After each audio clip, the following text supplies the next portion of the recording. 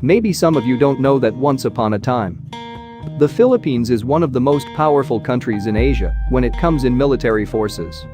According to some research about the history of armed forces of the Philippines, the Philippines owned numerous number of fighter planes, jet fighter, attack helicopters, warships, a submarine chaser, war tanks, and one of the most advanced superweapons in Asia named Bongbong 1. So today in this video, we will talk about how powerful is the Philippine military forces during the President Marcos regime. A military forces with the most modern equipment in Asia that you could never imagine as of today.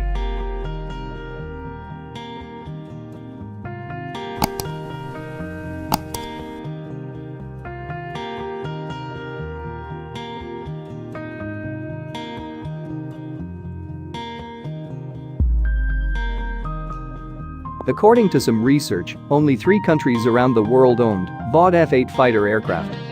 Aside from France and the United States, the Philippines is the only country in Asia who owned VOD F-8 Crusader. VOD F-8 Crusader is a carrier-based air superiority jet aircraft, gained fame during the Vietnam War in the 1970s by destroying 19 Vietnamese aircraft in an air-to-air combat during that war. During the Marcos regime, the Philippines acquired 35 units of VOD F-8 Crusader in 1977. However, these aircraft were destroyed during Mount Pinatubo eruption and never been replaced after the Marcos regime. The Philippine Air Force also acquired 19 units of F-5A and 3 units of F-5B light fighter aircraft from 1965 to 1967. F-5A Freedom Fighter aircraft was also used by the very famous Blue Diamond Aerobatic Team in 1968.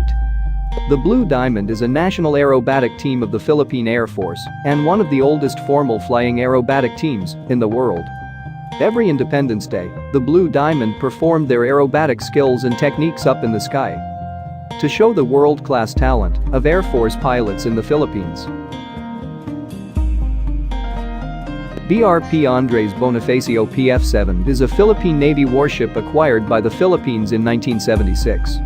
It was built by Lake Washington Shipyard in the United States and served as a lead ship in the Philippine Navy. BRP Gregorio del Pilar PF-8 is a Philippine Navy warship acquired by the Philippines in 1976. Just like the BRP Andres Bonifacio, it is one of the largest combat ship of the Philippine Navy during that time. BRP Diego Silang PF-9 and BRP Francisco de Gojoy are the other warships acquired by the Philippines in 1976 and 1979. However, after the Marcos regime, these 4 large warships of the Philippine Navy were discarded and sold as scrap. The Philippines also acquired 4 warship destroyer escorts. The BRP Raja Lacandula PF-4 in 1976. The BRP Datu Kalanchao PS-76 in 1967. The BRP Datu Sikatuna PF-5 in 1976. And the BRP Raja Humabun PF-6 in 1978. Fleet minesweeper like the BRP Datu Tupas PS-18 in 1975.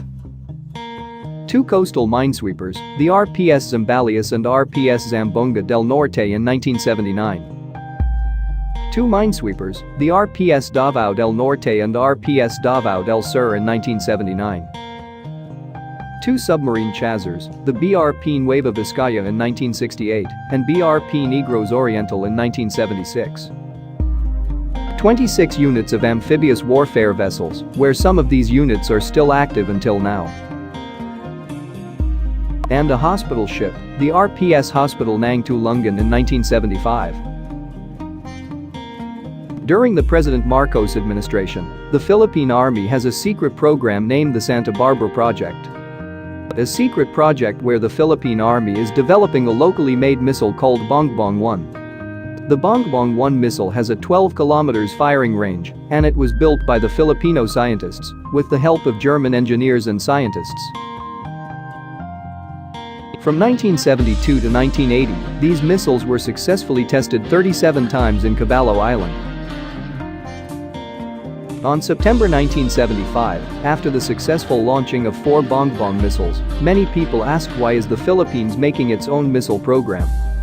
President Ferdinand Marcos then replied, "The defense of the Philippines cannot be left to alliance with other countries. We must assume that there will be contingencies where even the United States may not be ready to come to our assistance." During that time, the Philippines had already a successful missile program, while China was still developing its first missile program. There's also a report that President Marcos had an underground submarine program together with his missile program. However, after President Marcos' regime, all of these military programs were disbanded and abandoned. According to some military and defense experts, if the past administrations supported these military projects, maybe the Philippines won't suffer from bullying today.